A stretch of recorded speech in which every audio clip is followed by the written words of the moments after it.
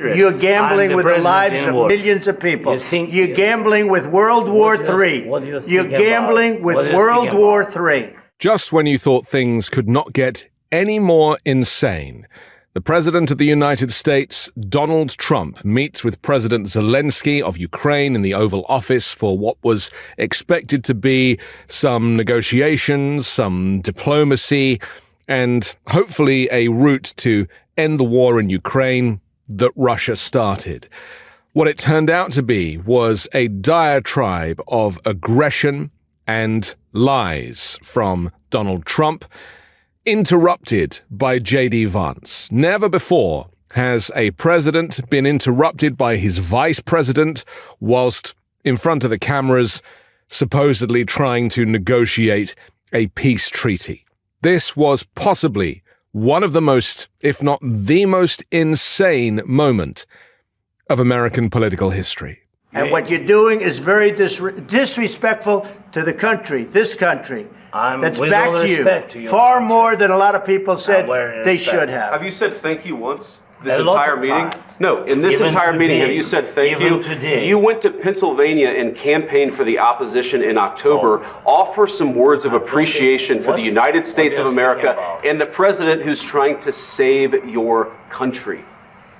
Please, you think that if you will speak very loudly about the war, He's not speaking loudly. He's not speaking loudly. Your country's in big trouble. Can I Wait a minute. No. You've done a lot of talking. It's clear that Trump does not have a plan to help Ukraine end this war and prevent Russia, the aggressor, from continuing their assault on a sovereign nation. Trump, as we know, is compromised. Trump, as we know, has never said a bad word about Vladimir Putin. And today we saw a side of Trump that exposed who he is really fighting for. If we can solve it, great. If we can't solve it, they're going to have to fight it out, and who knows what's going to happen. Putin is playing Trump, and Trump doesn't really know where to turn. And you can see during this interaction that Trump doesn't know anything about the history of this conflict. He doesn't know that it started in 2014. He knows that he has to protect himself and the Russian president as well. So Zelensky is positioned as the enemy. He keeps saying to him, you have to say thank you. Why haven't you said thank you?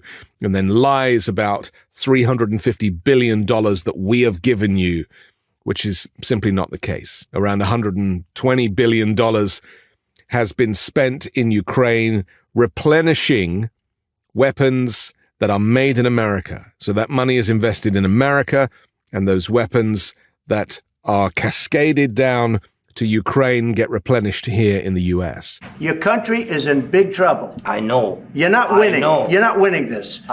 You have a damn good chance of coming out okay because of us. Mr. President, we are staying in our country, staying strong from the very beginning of the war. We've been alone, and we are thankful. I said thanks you haven't in been this alone. cabinet. You haven't been alone. In this cabinet. We gave you, through this stupid president, $350 billion.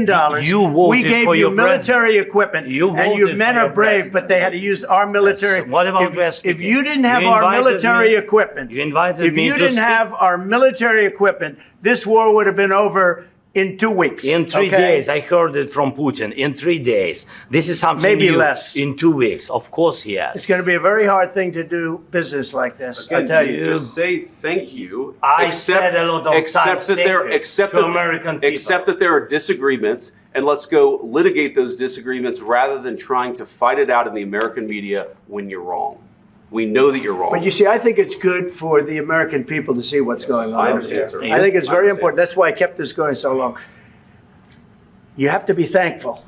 You don't have the cards. Thankful. You're buried there. Your people are dying. I can tell you you're running low on soldiers. Listen, you're running low on soldiers.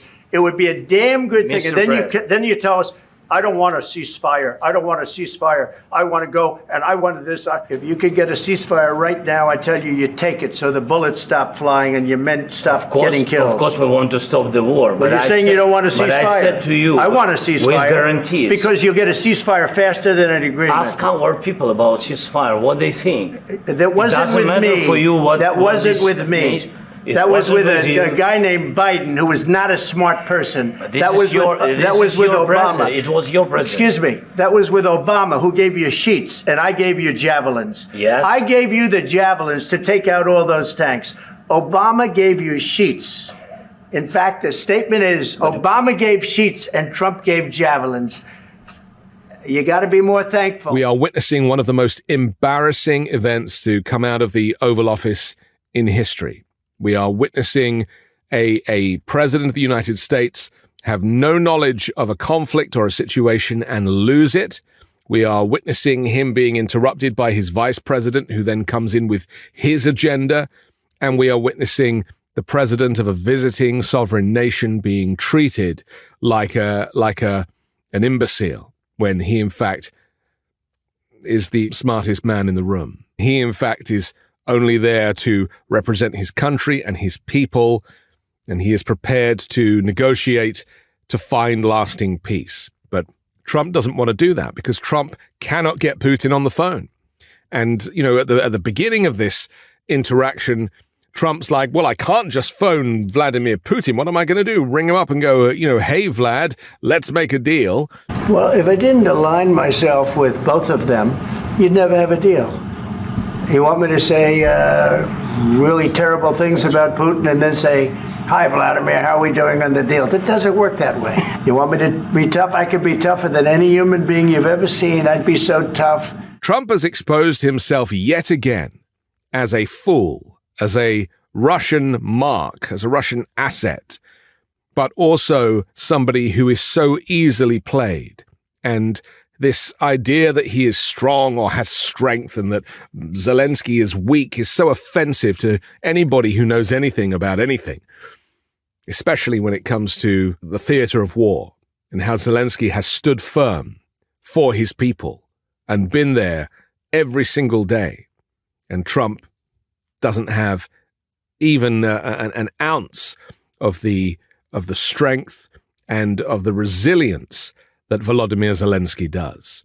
This story is going to ricochet around the world.